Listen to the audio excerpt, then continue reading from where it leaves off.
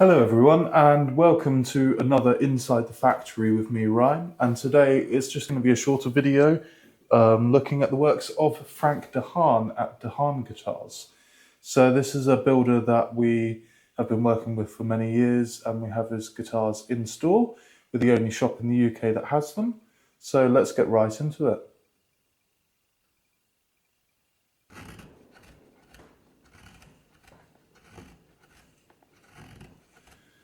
So in this video, Frank gets straight into it. He's got a top built here and he's carving out the bracing. So the bracing gets glued on square, and then you chisel out the edges, you thin them down, and then you shape the sides. So, the Haan Guitars, a journey in guitar making.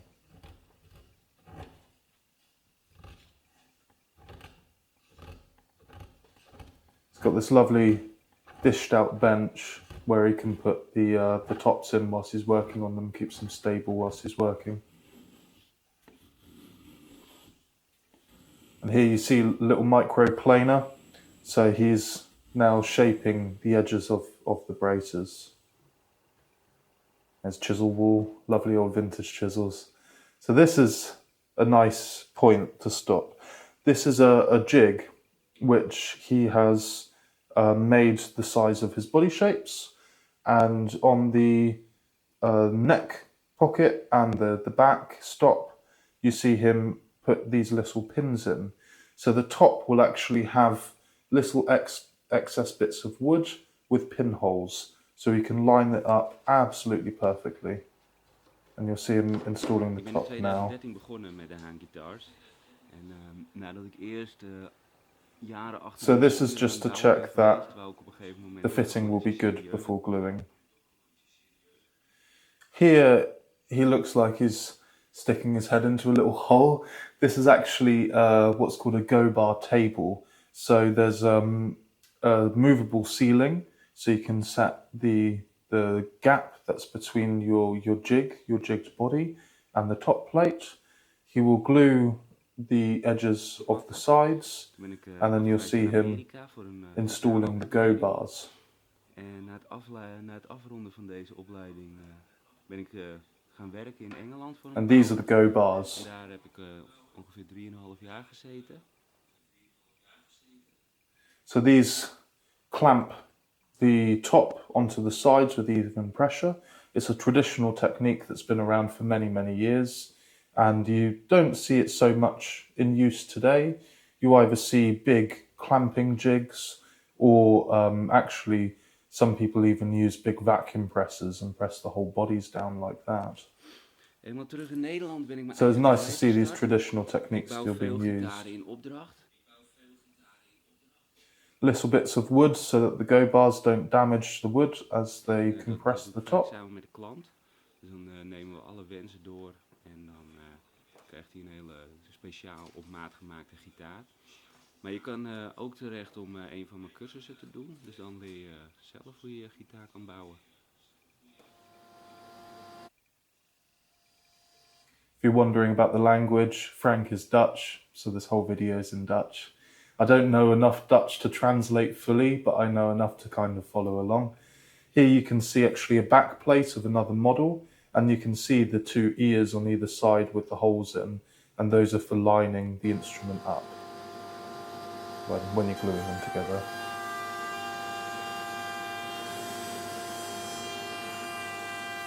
So here he is on a router table. This is nice because the jig that you set the guitar and clamp the guitar to is actually movable itself. So if you've seen the Davina video, they actually vacuum clamp the body down and then have a handheld router, which they go around with like a routing guide, and that will route in the binding slot so you can install the binding. This is slightly different. Frank has set up the router statically, and then he's got a movable jig for the body, so he moves the body instead of the router.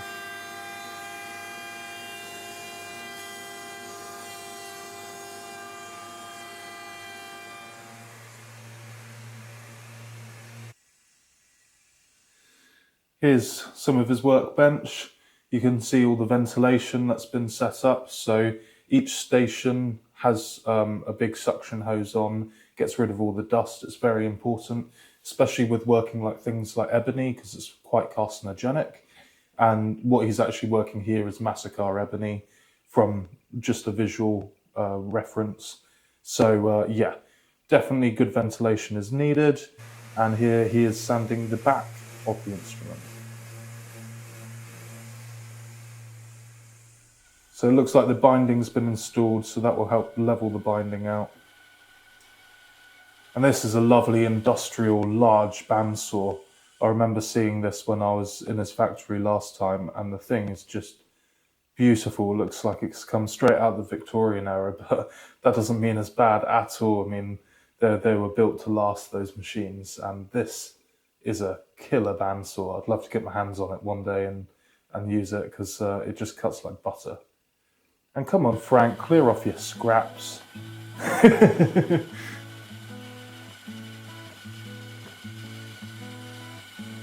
So this is him cutting in the headstock shape. You can see that it's a blank template with the truss rod already cut out.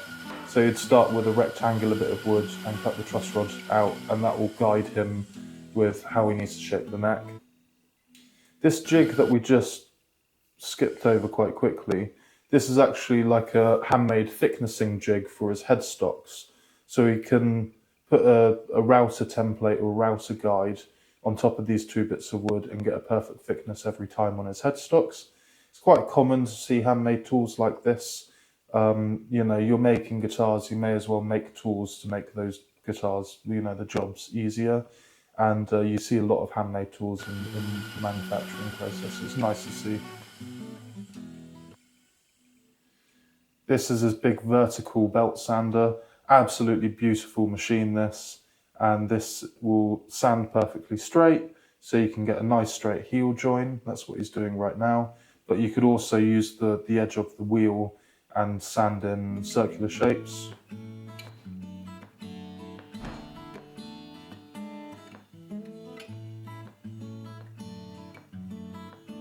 So that's him sanding in circular shapes on the heel join.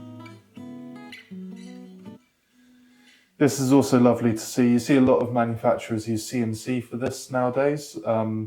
If you've seen the Davina video, they use CNC. Don't mind it because their necks are always the same, but there's some real artistry about shaping your own neck by hand, especially with files and rasps. You can really feel the wood and see where the graining of the wood wants to be and follow that.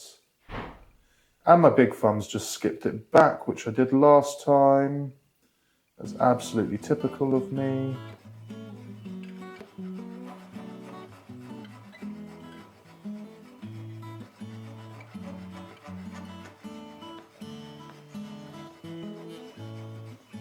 Just doing it all by feel. Going with the flow. Letting the guitar show you where it wants to be. And these are lovely tools. So that's just a bit of metal, which the edges are, you know, sanded perfectly straight. It's called a scraper, and you can scrape to a 2,500 grit. I mean, they give a really nice finish. So yeah, definitely good to smooth out after you've used something like a rasp or a file. Similar to using a planer, but it's a little bit more versatile. You can bend them contort them to the shape you want. This is another little lovely tool. You see these kind of knives in kind of spoon making and whittling. It's just like a standard whittling knife, but he uses this to carve in the volutes in the headstock. So a volute in a headstock is a bit of added mass where the truss rod cavity finishes on the headstock, so you don't get the standard issue like Les Pauls where the headstock likes to drop off halfway in their life. I'm not dissing Les Paul owners at all. It's just a very common problem with that model. If they were to add a volute to the back, it would be a completely different story. Using a leveling beam, so it's a completely straight beam. to do the final sanding. Here you can see some of the designs. Obviously, designs go hand in hand with guitar making.